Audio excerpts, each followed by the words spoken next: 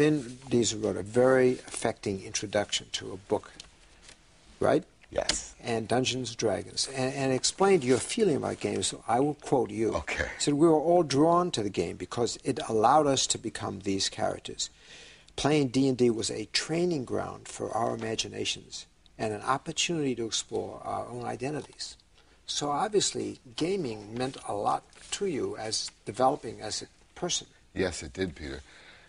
And this is, of course, a long time before video games. Right. In the 70s, growing up in New York City, early 80s, growing up in New York City, we played very intensely this game called Dungeons & Dragons. I know it.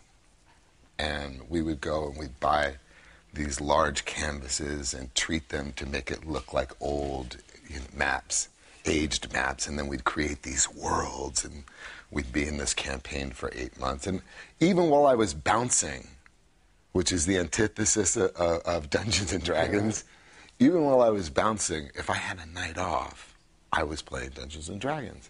And what would happen is, aside from the fact that it is a training ground for your imagination, but when you would play as a character, about 2 hours into it, your voice would change. Right.